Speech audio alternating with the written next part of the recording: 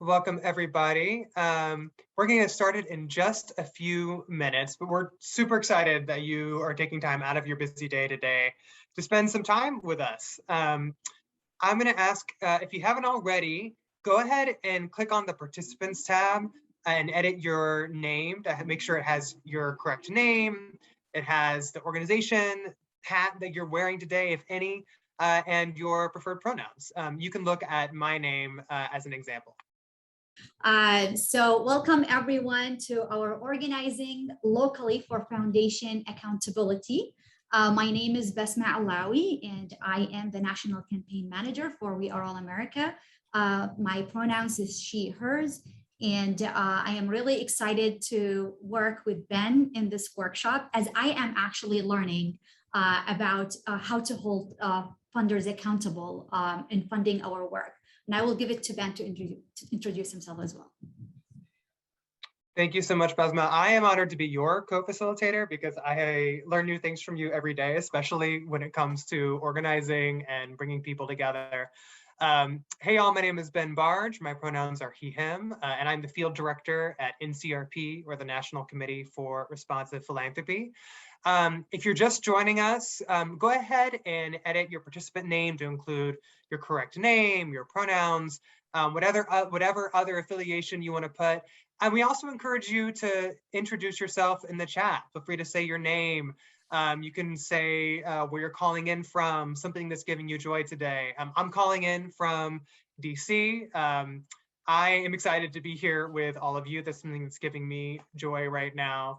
And as we mentioned at the top of the hour, this is going to be an interactive session today. So if you can't be on camera, great, but do what you need to do to feel comfortable today. In general, here's what you can expect for our time together. So, today is going to be interactive. We're going to talk about our experiences with philanthropy. We'll talk about our own power and our community's power. And we'll explore real case studies about how groups have come together to push funders to move more of their funding and more of their power to community groups. So the goal today is for you to leave with tools and confidence to kind of put a lot of these ideas into action back home. And you'll also have the chance to really connect with each other because a lot of the wisdom in this conversation today is not going to come from me and Basma, but it's really going to come from all of you. So we're really excited to have you all with us today. Basma, anything you'd add before we get started? No, I think all that being said, let's start. Great. So thanks to everybody who's introducing themselves in the chat. We're going to start with a quick Zoom poll just to get a sense of who's in the room today and what role you have. So a lot of people have multiple hats, right? Some people are their executive director, their development person, their chief programs or organizer, all in one. Some people just have one of these hats. So do your best to pick like which you think best reflects you. And we'll get a sense of where folks are. We've got about, I think about half people signed on have done this. We're going to give it another minute. You should see the poll pop up in front of you. Okay, so as you can see, not everybody was able to respond, but of the folks who did, about a little over, a third are folks who identify as primarily being in development. So you might already know a lot about how foundations work. We've got about a similar number of people who are either, do a lot of organizing and advocacy work or involved in programs in some way. Obviously, there's lots of overlap between those two categories. And then another quarter or so are executive directors. So we welcome all of you today. All of your roles are super valuable in this conversation. And actually, as we get ready for this next part, I'm going to ask you to edit your participant name again. If you are one of the people who said, yes, I'm an executive director, please add a 1 by your name. If you are someone who either does organizing or does more programmatic work for your organization, put a number 2 in your name. And if you work in development, if that's the primary hat you're doing today, add a 3 to your name. And with that, Basma, I'll hand it to you. Yes, well, I am really excited to learn from all of you today. And actually, I do believe in interacting with our human stories. So just a little quickly, my background, I am a former refugee from Iraq and came in 2010 to Florida. And since then, I have been doing a lot of advocacy and organizing work. For the past 4 years, I was organizing with We Are All America in Florida, and the word philanthropy always scared me. As an organizer, as a former refugee, women of color, hijabi, there's so much stereotype about refugees in general and us taking benefits and advantage. And for me, that's really what scares me when I did a lot of small projects in Florida and did a lot of fundraising there. But I really overcome a lot of the fear by doing it more and more often. And I think now just joined in June, I moved into a leadership role as the We Are All American National Campaign Manager. And I know for my peers here, organizers and advocates, I am here with you. I know your fears, I know the barriers, but we need really to learn together on how to overcome this fear because we own our story and we want to make sure our stories and our community stories are represented. And that's how we hold not just the government and philanthropists accountable, but also organizations as well.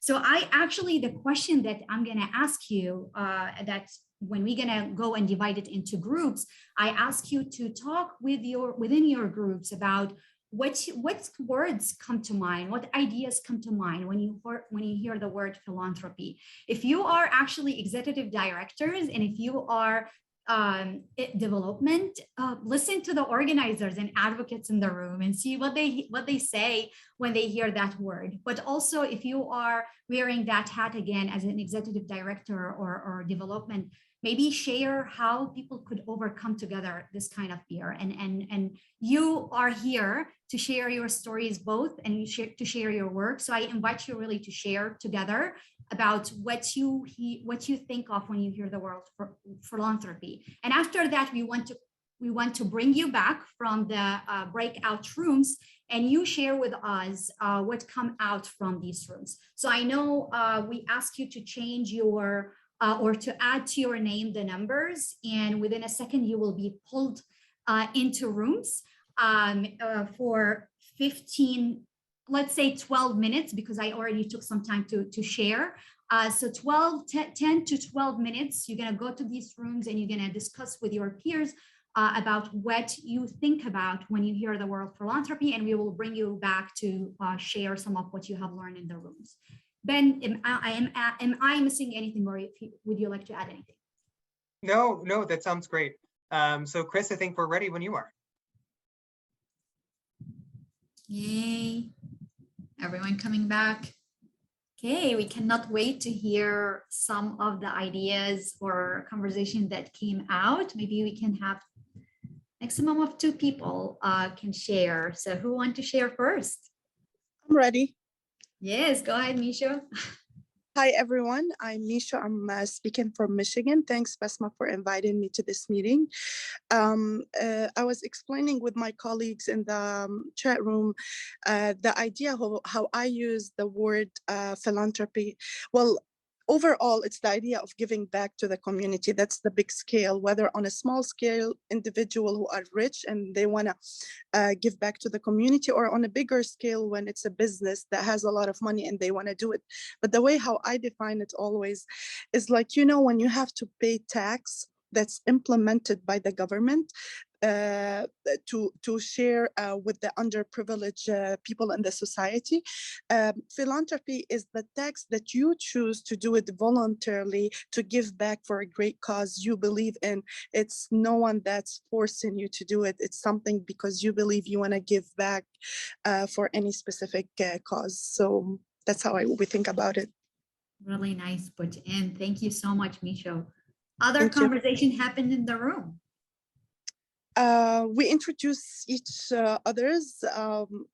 We're from 3 different states, and we all work for a different immigrants community, the Hispanic and Arabic. So that's interesting. Our work, you know, there's a lot of intersectionality of the work we do. Thank you so much, Mishu. Thank Other you. person who would like to share from what happened in other rooms or what they heard? I can go next. So I was in a group with Corleen and Sarah, and I think Misha really put it beautifully what Philanthropy is, right?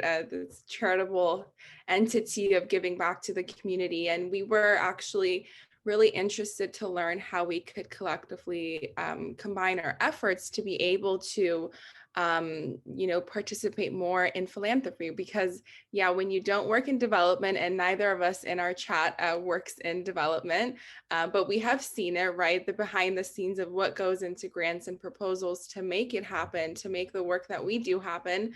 So I think there's definitely a great interest to see how we can learn more and collectively organize to be able to provide our input and expertise in there as well.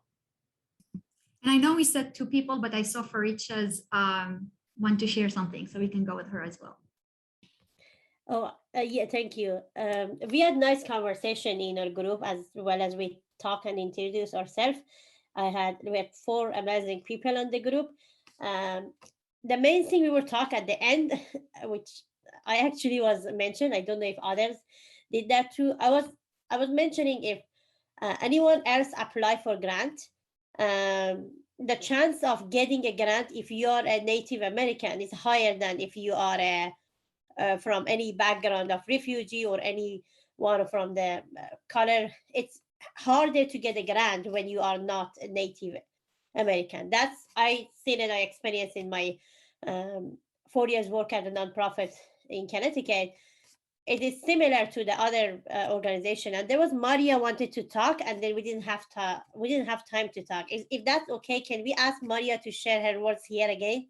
Yes, and by the way, Farishta and Ahita and Misho are amazing women doing amazing work in their states, and I'm really glad that they made it to the call. Yeah, Maria, and maybe after that, Michael, and then we go back to Ben, because I see Michael's hands on as well. Maria.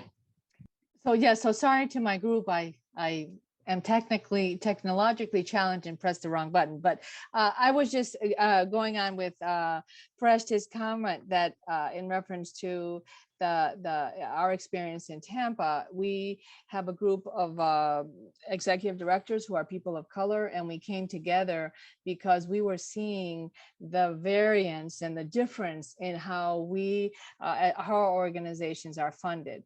And we saw some of the commonalities, which is the lack of connections. I think a team mentioned that, the lack of connections to people who are in foundations or who know people who are, the lack of opportunities, the lack of expectations of what we can do and what our organizations do. And so we are seen in silos as opposed to being part of the general community. So it's much easier to give us those extra $5,000 that they might have at the end of the year, as opposed to sometimes including us in the holistic front. And so it's more of a fight, more of a struggle. So we're trying to work through that, and particularly because heads of foundations are not people of color, and that definitely does not help. So that's not what I wanted to contribute. So I totally agree, but it was a great group. Thank you. Thank you, Maria. So much resonating with me, everything you have said. And I agree on the expectation, like they undermine some of the work we do, and how much these small nonprofits that work in each state are really connected with the community. And they are the ones who are really leading a lot of the work. Michael. Thank you, Basma. I was in a group with Maureen, who's from Colorado, and I'm from New York City. There was another person who joined us by telephone, but I don't see them here now, and they were unable to unmute, so I'm sorry they weren't able to contribute. One of the things we talked about, and Maureen was really good to raise, is that really what we're dealing with is a redistribution of money that was gathered through colonial capitalist means. And so the way I like to think of this is, I like to reframe this as reparations, that this is actually giving the resources back to the communities that it was stolen from. and to use it in the service of justice and equity and redistribution to heal the harms of capitalism and colonialism and imperialism and anti-Black racism, attempted genocide, and really the de facto and state violence that is targeting communities of color and immigrant communities across this country and in many parts of the world. One of the issues that we ended up talking about was that for grassroots and smaller or newer organizations, it is very hard to have the capacity to staff somebody to actually do the fundraising. And you have to have a certain level of education in order to maneuver the apparatus of the grant process. And things like a phone call follow-up on a grant report would be so much more easier and accessible for groups that have no capacity to deal with that while they're trying to do the important anti-violence work at the front line. And we know that it's the grassroots groups often that are really inundated with the state violence and dealing with it firsthand. And so the question is, there's a larger question here about accountability, which is, how can foundations be accountable to the groups that are actually doing the work but don't have capacity to actually interact with them in the ways that they're requiring, or to show enough track record to get funded, when actually your attention just needs to be at stopping the violence that's going on towards the communities? Thank you. Amazing. Thank you so much, Michael. I don't know if you saw, but many claps, many hearts and celebration in everything that you were saying. And yes, it's our job. And I also really, to be honest, big organizations, also it's responsibility of big organization who could make the connection and collaboration with small organizations to make sure that they are getting some of the funding that they get. So I will turn it to Ben, but I'm really excited to hear more and more and be more interactive like what we just did. Y'all nailed it. Yeah, I want to thank Michael and Maria and Freshta and Anahita and so many others who shared their perspectives. And there's going to be a lot more time for that today. And I wanted to co-sign everything that all of you just said. And so what I'm going to do is just help give a little bit more context behind, what philanthropy is, what we mean when we talk about philanthropy today, why it is political, and what the current state of funding for our movements looks like. And like fair warning, some of this is probably going to be both super familiar and come across as a little depressing, but it's also not the end of the story. What we're going to talk about today is not just how things are right now, but how people are coming together to change how philanthropy operates. So again, just for some context about the work that we do, so Ncrp, National Committee for Responsive Philanthropy, we're a nonprofit as well. We're based in DC, but we're national. And we were founded by community organizers and nonprofit leaders who were really frustrated about 45 years ago by the fact that a lot of foundations and major donors just talked to each other, right, when deciding what philanthropy should look like. And so our through line was, what would it look like to have more accountability, right, on what foundations do, so that way, more money, more power is actually flowing to directly impacted communities, is flowing to things that shift power. So that's what our work looks like in a nutshell. And a lot of our work has been in collaboration with, a lot of our nonprofit members and allies in the pro-immigrant and pro-refugee movement and elsewhere. So that's really going to be really drive a lot of the context that I share with you today. So I'm going to give a little bit more context for the next 5 to 10 minutes or so about philanthropy and the state of data, and then we'll dive back into the interactivity. But I encourage you to be active in the chat. Feel free to ask questions in the chat, and I will also just kind of address them as we go. And by the way, Chris, can you or Nancy tee up the slides we shared? Awesome. So a lot of you had a lot of different ideas about, what philanthropy is. And obviously philanthropy is a broad word. It can mean a lot of different things to different people. And there are a lot of really beautiful traditions of mutual aid, and giving circles and other models often rooted in communities of color and in immigrant and refugee communities that predated, foundations and philanthropy as we think about it in the US today. And we should definitely call all of that philanthropy. But today we're going to talk about institutional philanthropy, so specifically things like foundations. And for those of you who don't do a lot of development for your organization, to boil it down, foundations are organizations whose main purpose is to give away money. They are subsidized by the public, by you and me.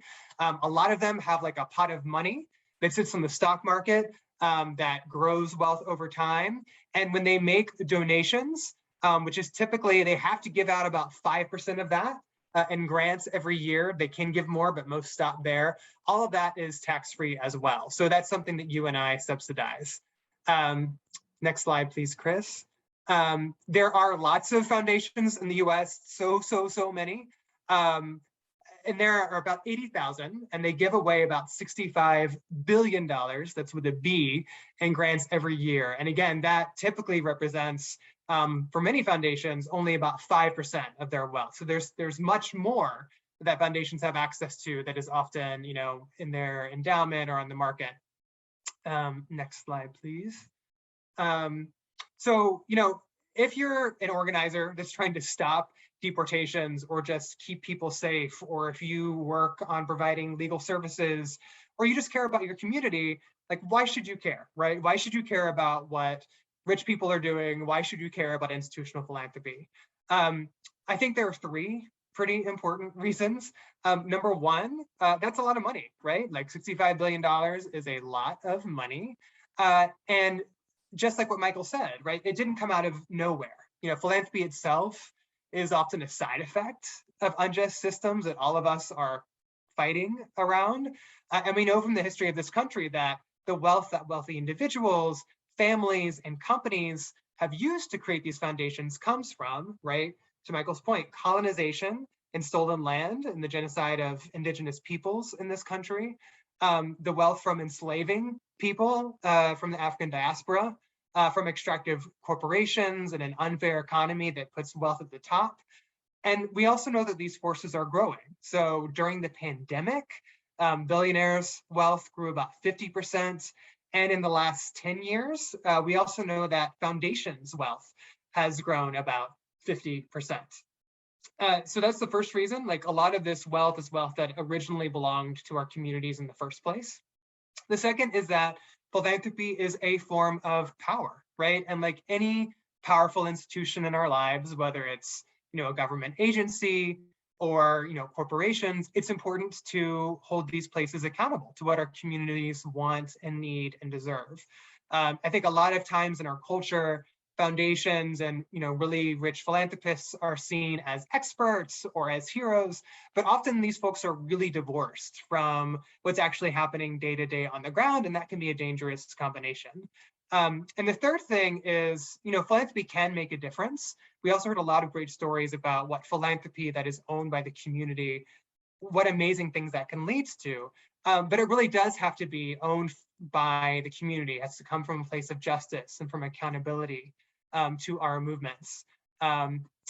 So our vision is, and this is our, our board director at Ncrp, Reverend Starsky Wilson. Our vision is, if we're going to even have this system of wealth stored in foundations at all, then foundations need to be building and sharing and wielding power accountably with the most directly impacted communities. So they need to be funding, organizing and advocacy. They need to be moving much more money to communities of color, to immigrants and refugees, to folks involved in the criminal justice system, to LGBTQ communities and trans communities.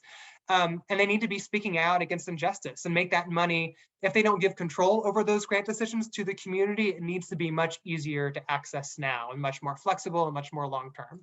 Can you go a few slides in, Chris? Thanks.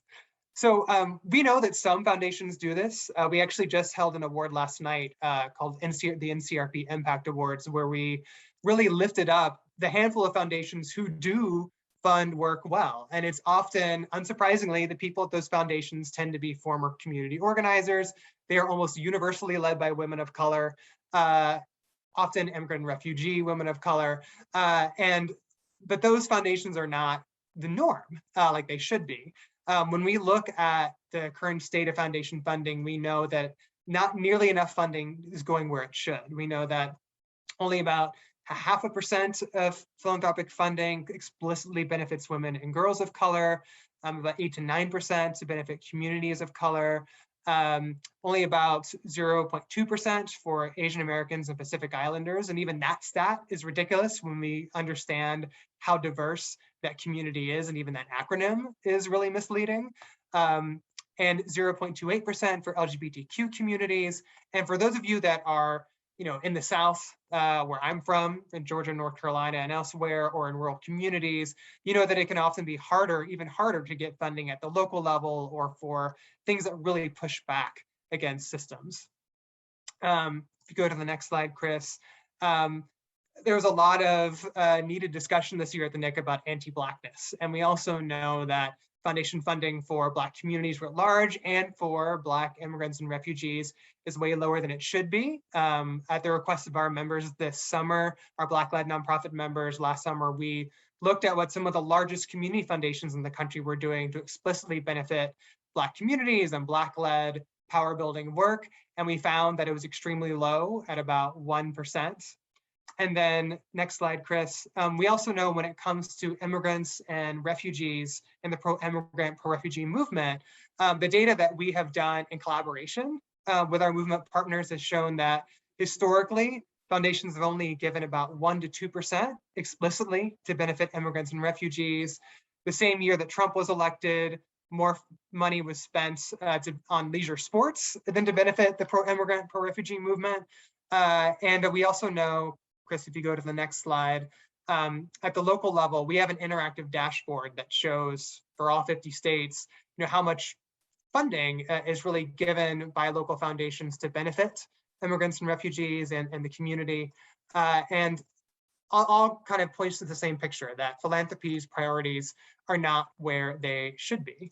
And if you go to the next slide, I think it might have been Maria or Breshta who named this, right? But it's not hard to see why that might be the case when you look at the leadership of many of these foundations. It's extremely white, and often folks don't have the relationships they should have with communities on the ground. And it can be hard for one group by themselves to push back.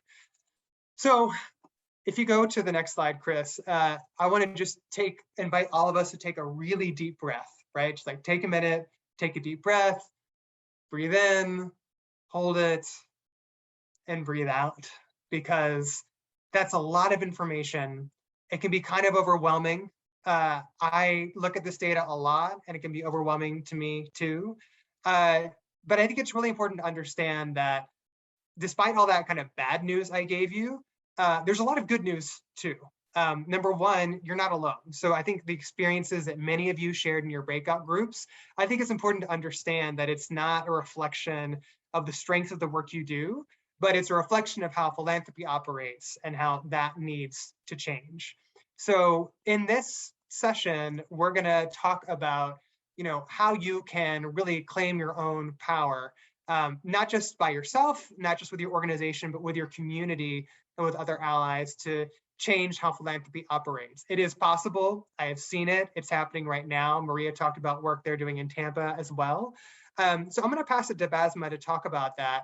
And I'll also say, we'll give our follow-up information at the end of this session. But if you have any questions about any of the data that I shared, we'll also share these resources afterwards, and you can always feel free to ask me for more clarification. Thank you so much, Ben. Really helpful information, and echo everything was actually shared in the beginning from the group. So I want actually all of you to pay attention, and because I'm going to ask if you are an organizer, raise your hand. Raise your hand or put it in the chat. Yeah, like I want to see my fellow organizers here. Actually, as I said, for many years, I have been organizing on the ground, and I know what it means to do the work and with ECBOs, who is led by our communities, but really they don't get the recognition that they need to get. So I think I took it on me and my team with We Are All America to make sure that we will speak not just on behalf, but we bring these community leaders and ECB organization nationally to make sure that they are really recognized to the work that they are doing. And we speak to funders to make sure that they know about them. So now I'm gonna ask the organizers who raised your hand a question that I would love to hear, maybe one or two stories. Do we have, can you share actually a story of a recent win and what gave you the power for that win? So I know like I have many amazing organizers here, but if one could start and maybe we can give it to the other person. So story of win that you just had and what power, what gave you the power for that win? I guess I could get us started. Hi, everyone. Anahita, I'm the California organizer with We Are All America based out in California. So one of our biggest wins this year was a bill and budget item that we had been working on for over 2.5 years. And this was essentially trying to bridge the gap between refugees and asylees and the services that they attain through the state. And so we were able to introduce enhanced services program for asylees and vulnerable non-citizens, including human trafficking victims, to receive case management services up to 90 days. So essentially mirroring the refugee resettlement program at the federal level, but more at a localized level here in California. And so we were able to pass that bill and budget with an $8 million budget attached to it, which will commence January 2022 for a 3-year project. And really what led to this was collective power. I mean, we had to organize from the bottom up. We had to ensure that we weren't working in silos, right? Inviting all of our unusual allies to the table and to make sure that we were being inclusive and building the people power, because we would have not been able to do this if it wasn't for grassroots organizing. And we had seen it we had seen it, you know, try to move forward in silos without grassroots organizing, and it didn't work. And so that's really what made this happen. And so we're really excited for California to now provide case management services to asylees and human trafficking victims. Thank you, Basma. So Anahita, I think I already hear the power because we know people is power. Reflecting on this win, what gave you personally the power for that win? That's a really good question. What gave me the power? To be honest with you, when I feel that it was my community, because it wasn't about me or just someone else. It was really the power of community coming together and believing in something, even after challenge, after roadblock, even after hearing that this is a federal issue. We kept pushing together to be able to make this happen. So when the governor signed it, you know, I just knew that this was our community coming together to make this happen. Thank you so much, Anahita. And I don't know, Ben, could we take one more story? Do we Definitely. have I don't think we've heard from everybody who's raised their hand yet. So yes. So one more story, who is able to share a story of win? I think Makati, I don't know if I'm pronouncing your name yet, but I see your name correctly. I see your hand raised. Sorry, I said I raised my hand when Basma asked to raise your hand if you're organizing, okay. but Okay. not this time. I'm not sharing. I'll leave the platform for others. No worries. Thank you. Any other story of win recently, or maybe sometimes we don't see it as a win, but a story that you feel proud of that you have done together with your community? Yeah, I don't know. Go ahead, Farishta, come on. Okay, for my community, it's a win for myself. I don't know how others can see it. I didn't go to level of the government level that high, which Anaita shared, but at least I'm comfortable with doing this successfully and seeing the result, and then seeing a lot of other people joining me who I never think they are going to believe my mission and vision. Seeing refugee women need more help. That was something when I said, thanks for Resettlement Agency to doing so much work. I work there and I know how overwhelmed those organizations, because it's a lot of things happening and they have to care for every single of family members. But other supplement organizations like Elena's Light or other organizations who are trying to help a family after 1 year and 2 years when they are done with the resettlement agency, yes, the women are sitting at home and they need services. Many of them wants to go to the English class or wants to get the driver license, but they cannot because there is a barrier of getting access to these classes out there. A location like Connecticut, it's so cold. It's hard for the woman to go out and sit in the English classes. And the other reason is they have many kids. It's not easy to put all the kids at home alone and then go to the class. The other reason was the cultural barrier. Many of families, especially Afghan communities, it's a big barrier for them. Someone who never went to school in the entire life for 20, 25 years, right now cannot go sit next to a man from a different country. Someone who never talked with a man regarding of the husband or wife or husband or brother cannot do, it's hard to change, to break the rules and then go sit next to others and get education. I try to have one-on-one English classes for them in person, and now is online. It worked well. Like every semester we have 20 Afghan women, Arab women who have difficulty, cannot go out. They have one-on-one English classes. It's customized for them. It followed their needs. Many of them get driver license, get citizenship test, get education to become a health worker in the community. I think it's a big win for myself when I see someone text me. I said, "Oh, thank you, first. I got my driver license." That day, you don't know how happy I am. I think this is a successful story of the organization that I work with. Yes, it is, Farishta, and you are so humble.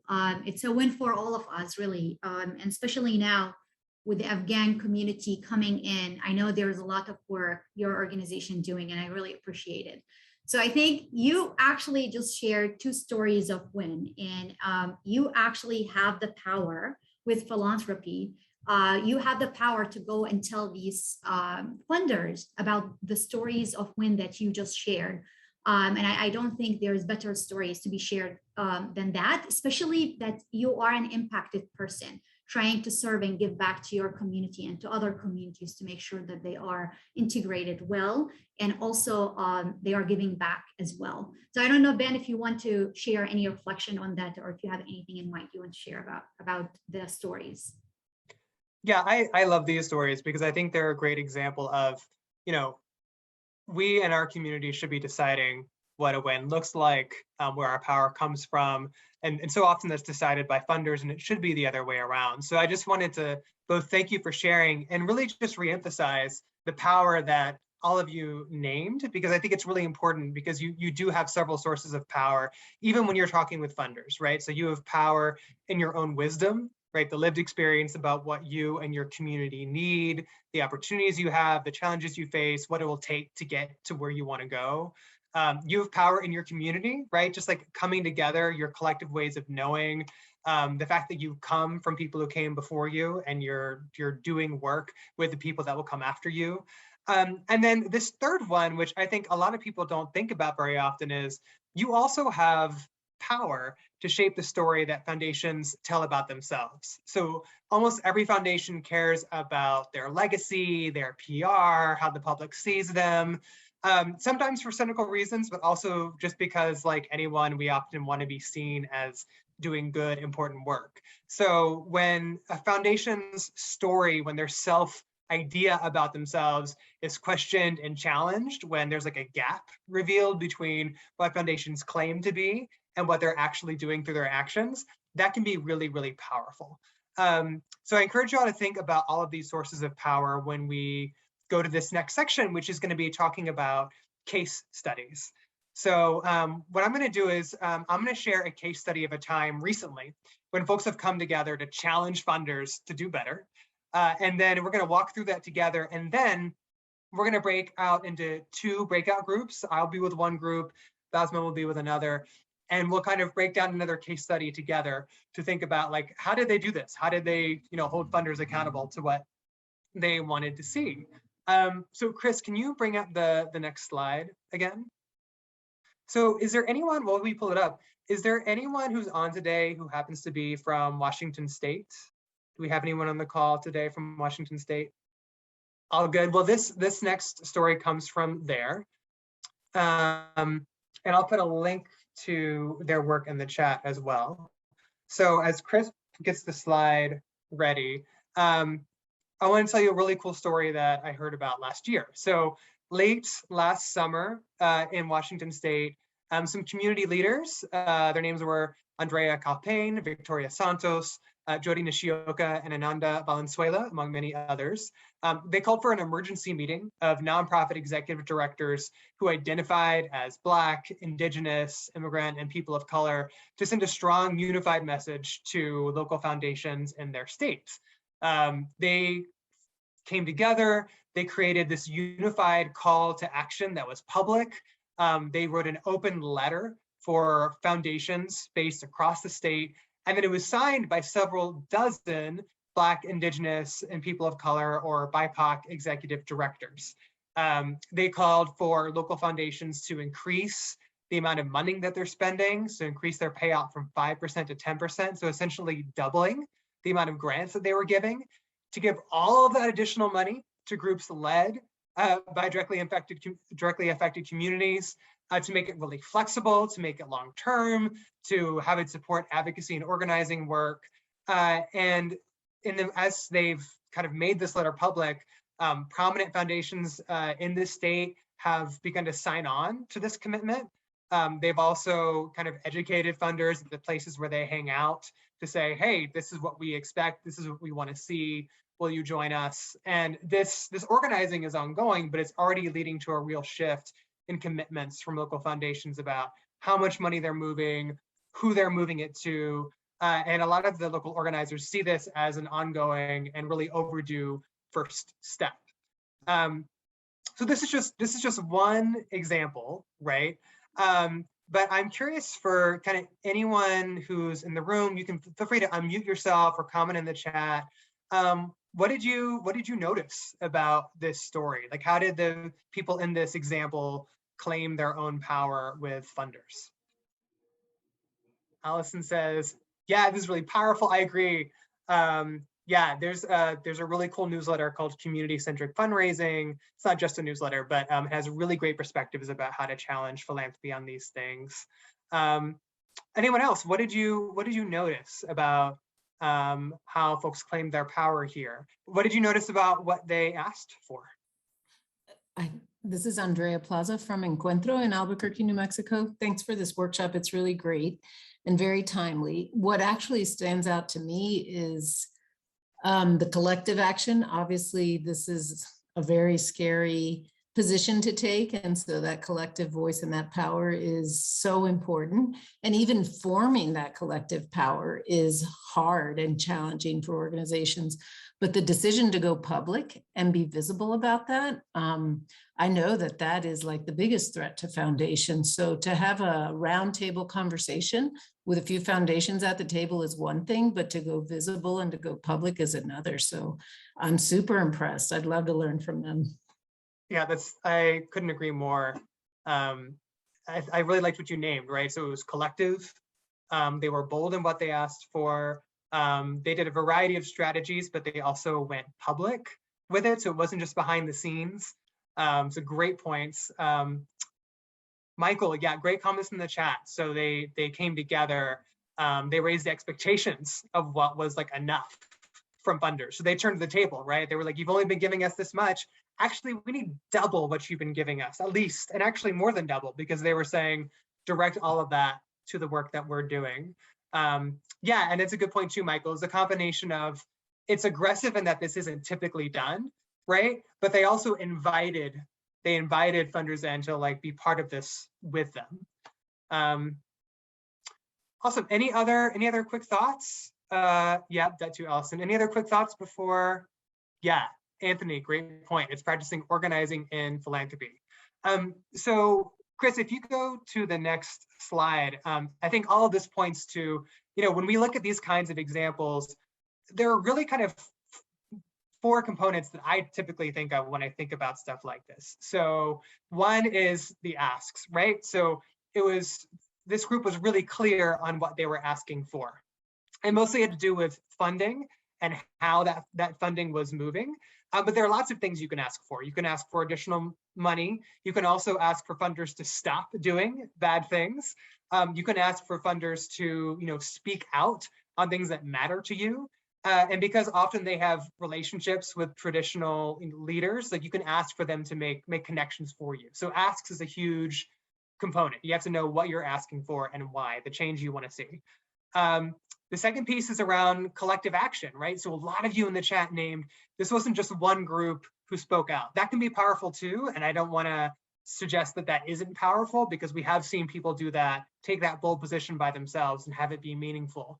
But just like in any kind of organizing campaign or any kind of work that you do with your community, it's stronger if you're able to do it together, because it is a lot harder for a foundation or a group of foundations to ignore a group of people making an ask together. The third component is the target. So again, this may seem super obvious, but it's really important to know who you're making those asks of and why. So sometimes people pick a specific foundation. In this case, right, they were talking about a group of foundations. They were saying, hey, this is a message to all of the foundations that are based in Washington State. This is a message from all of us to all of you, and we invite you to join us here. They might have broken it down further and said, we definitely want this foundation and this foundation to sign on, but they knew who they were addressing this message to. And then the fourth piece is around strategy. So there are a lot of different things that work, and it depends on your comfort level and what you want to do. But as I believe Michael named in the chat, right, there was a combination of a public letter. There was some educational components. I believe there was an op-ed as well, and then just ongoing work to make this visible. So when we break out into groups in a minute, we're going to look at a couple more examples like this, and you'll think about, well, what were these components in this case study? And before we close today, we're going to make sure that you have some time to think about, what does this mean for you? Like if you were going to try something like this in your community, with your community, what might that look like? So that's kind of a heads up for the path that we're headed for the rest of our time today. Basma, any other comments you want to add before we kind of move into these 2 breakout groups? I think one thing is the powerful one-on-ones this group must have in the beginning, which is as an organizer, thinking about that, because I'm sure it started like that. So I think if any of you are interested in one-on-one trainings, let me know. I would be happy to share with you if you don't have the organizing background. But yeah, it's just powerful act in the end, but I'm sure there was a lot of work was building into that. Great. Well, thanks everybody. We're going to keep the conversation going.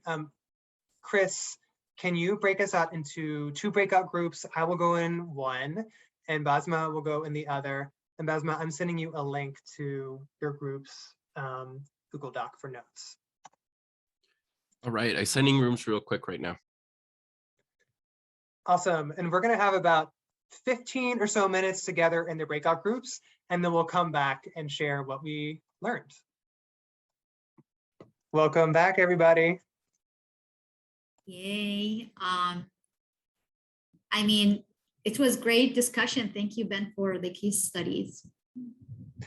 Yeah, of course. And there's a lot more than just what's here. And this kind of stuff is happening all the time across the country. And I'm hoping to see a lot more of it. So thanks y'all for delving into these stories. Basma, does anyone from your group wanna share kind of what y'all talked about? I think I don't know if anyone in this group would like to share any of the things that's was said. I heard powerful and from Maureen, but I don't know if she would like to share it in the big group or not. Yeah, I don't mind sharing. I think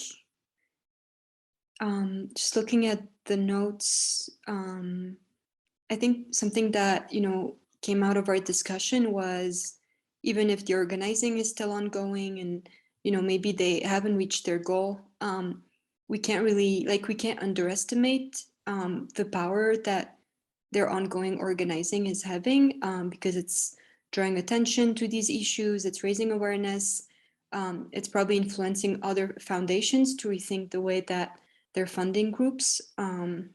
And Maureen, thank you so much. Can you share a little bit about that story for the people who are not in your group? Oh, right. So it was a bunch of what seems like social justice groups calling on the Colcom Foundation in Pittsburgh.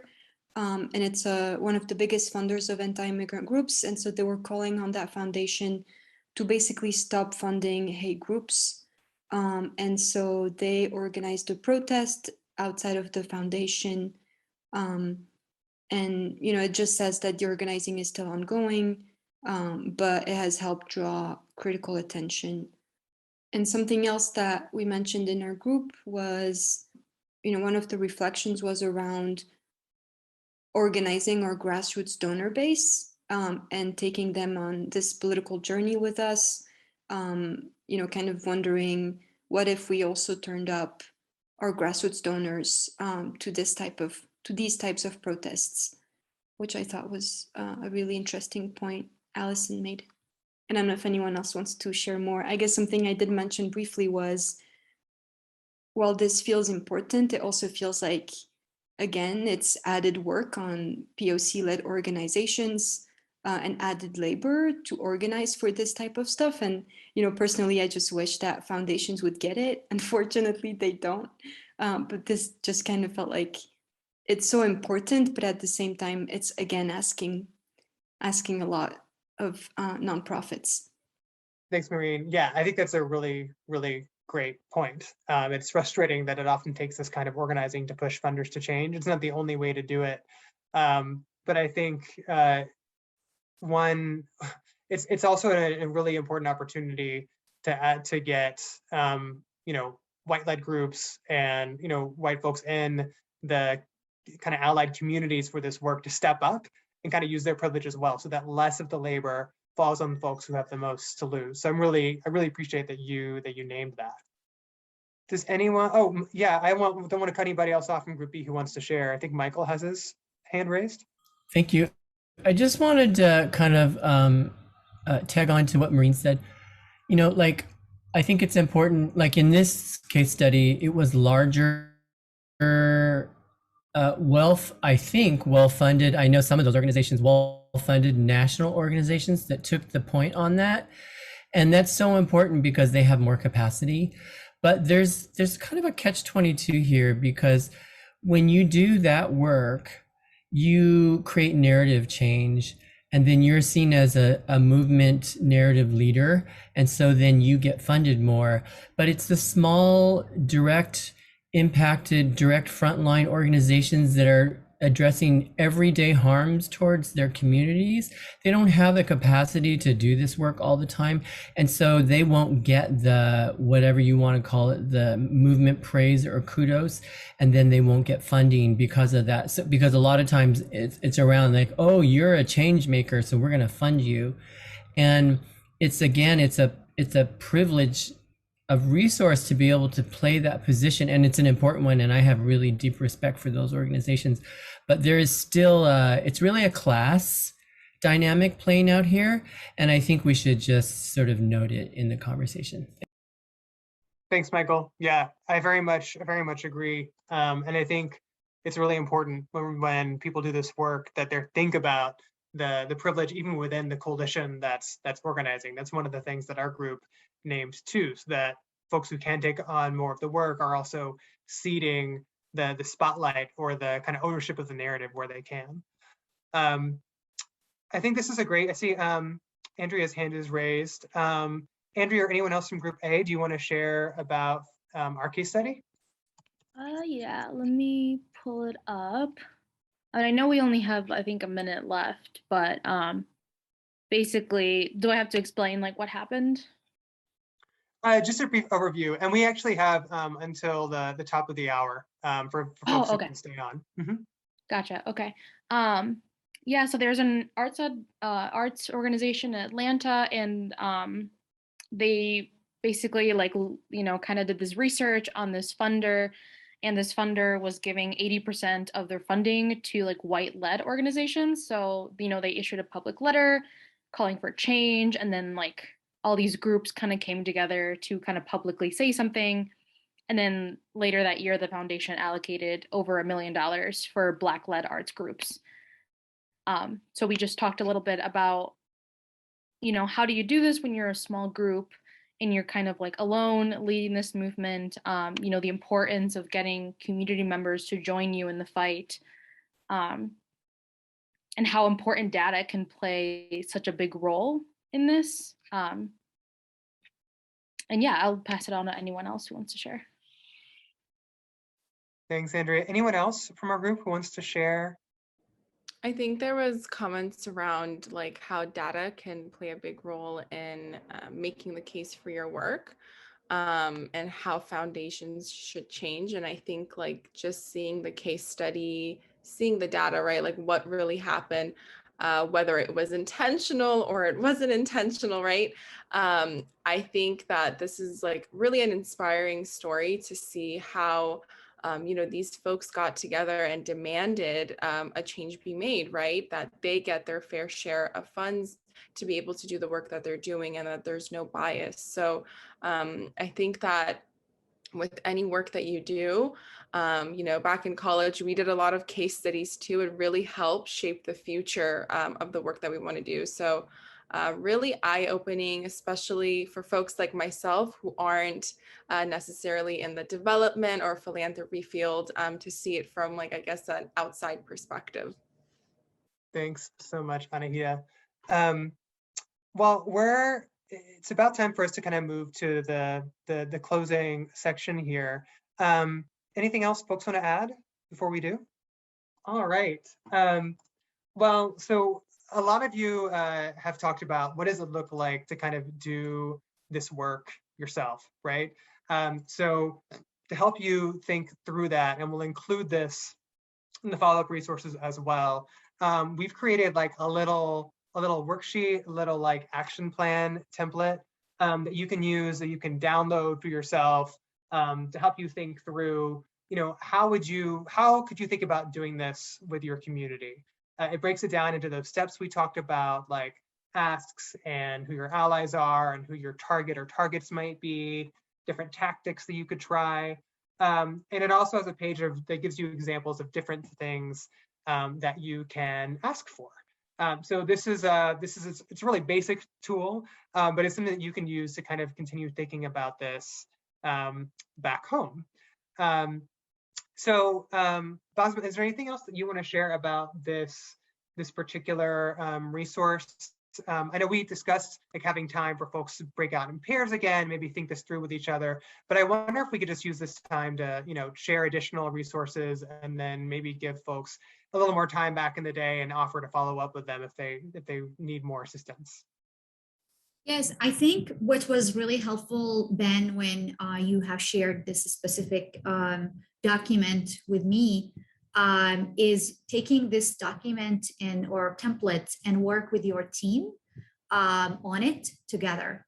It's really important when you have other team members who work with you all the time to work on it together. Have it as one of the icebreakers that you have in your meetings, maybe weekly. And just dig deeper, like what's bad things you're trying to stop from happening, what's good things you're trying to do, and what's kind of direct ask for funders. And I know like one of the things that Ben mentioned a while ago to me, and it's really helpful, make it as simple as it could be. So people really not reading it and asking questions about it. It's really like, I think Farishta mentioned about women, services for women, who this is why it's important to serve these specific items. And this is why it's important for us as an organization to provide the services, because we are impacted people. So I feel like it's always helpful to use this specific template within your team, and make sure that you maybe show it to board members, or if you are an organizer, maybe to other organizers.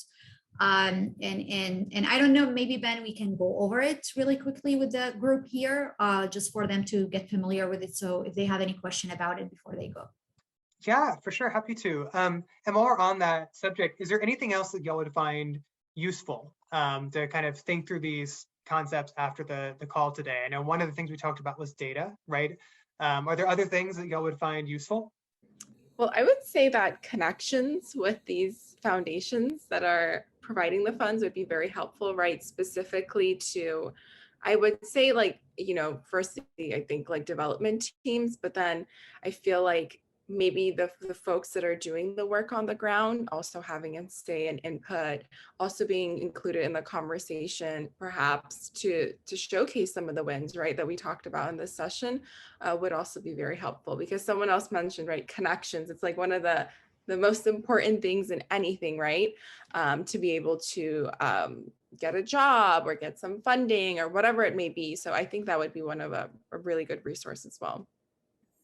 Yeah, I just wanted to, similar to what Anhita just said, I was invited a few years ago to a forum for immigrant rights groups that were doing work around family and child detention. And it was an educational forum sponsored by one of the foundations, and they invited other funders. But what it then sort of ended up being was it morphed into a conversation about what works and doesn't work about the current funding culture. And I think it was the first time some of those grant managers were getting like that kind of direct input. And I think it really made an impact on them. And it would be great to have more things like that. And it's very scary to stick your neck out and complain about something that you're not pleased about. But if someone, like you all were to set something up and invite like a group of people to come together and try to frame it in a very constructive way, I think it could have really good benefit. And I appreciate your asking the question. Thanks, Michael. Yeah, that reminds me. So something that we'll also make sure to share after the call today, because Ncrp, we're not a network of grant makers. We don't give funds, but there are so many. One thing we didn't get to today, but there are so many like affinity groups or philanthropy support networks where foundations are just members based on their type or their issue area or their location, and they just hang out there, and they often look for programming. So one of the things that we'll send as a follow-up resource is just a list of those different ones. We also have a mini guide about how you can like find out where those are, how you can access those spaces, how you can make them work for you, or how you can create your own when they don't exist. So yeah, Michael will be sure to share that too, because a lot of those spaces are already hosted, but they're either inaccessible or folks don't know how to access them. So I think that's a really, really good point. Something else we can offer is data. So a lot of y'all talked about how important data is. We have data both at the national level and at the local state level about foundation support for immigrants and refugees and for the movement. So you can use that. I mean, it's free, it's on our website, but we'll send you links so that way you can use it in any advocacy that you want to do. If you're also interested in data about a specific foundation target or group of targets, you can also reach out to us and we can see what we can find.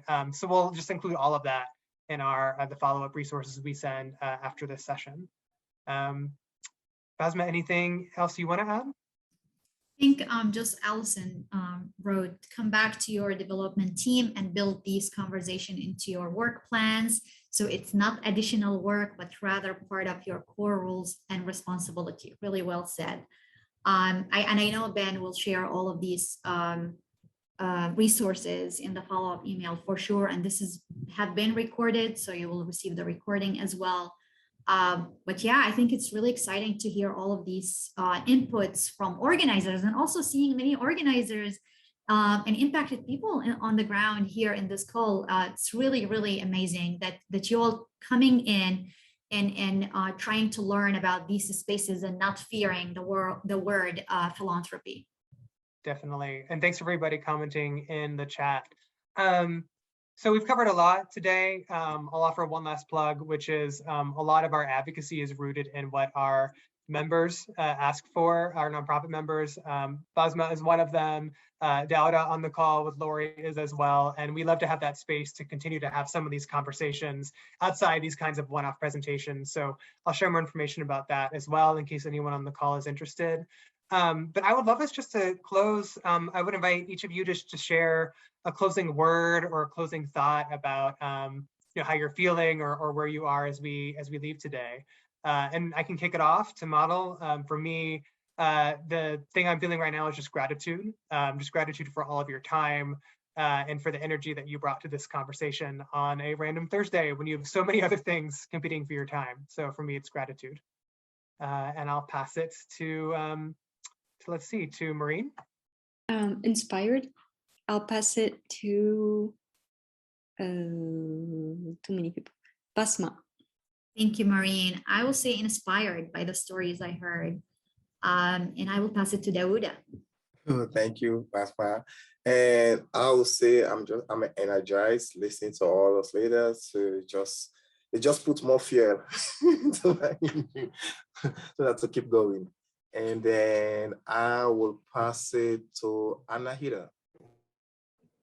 Thanks, Dauda. I would also say inspired, but also very motivated just to see how we can plug in a little bit more from folks on the ground.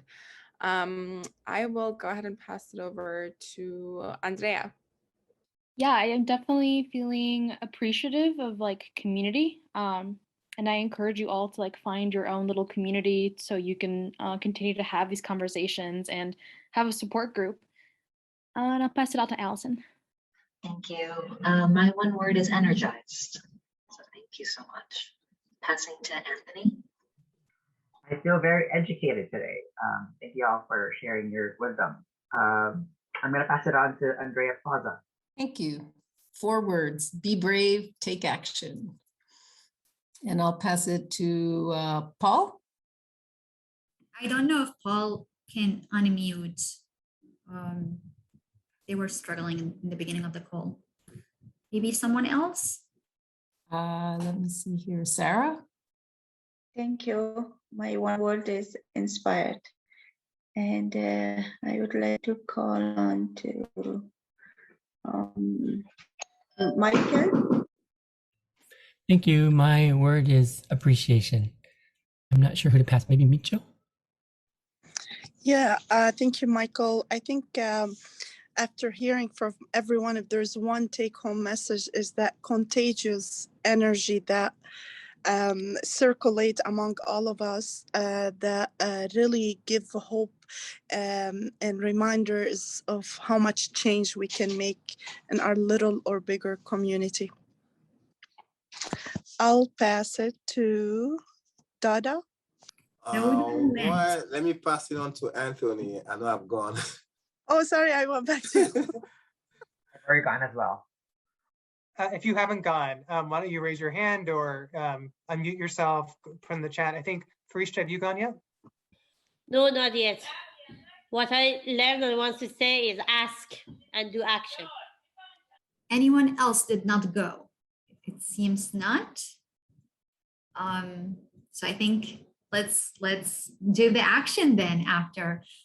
Thank you so much, everyone, for joining today. I know Ben will share a lot of follow-up with all of you. Let's stay connected. Many of you have shared interest in staying connected. Some people shared their LinkedIn and social media. So let's stay connected and support each other and inspire each other in this work. I know, as Maureen mentioned, this is more work on us.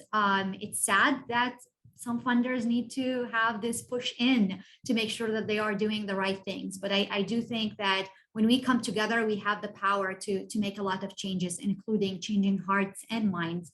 Thank you, Ben, for all the work you do for our community, and I will pass it to you to end. Thanks, everybody. And thank you, Basma. This session could not have come together without you and without the NPNA team also on the call. So with that, everyone, please enjoy the rest of your Thursday afternoon. And yeah, let's take action. Let's stay connected.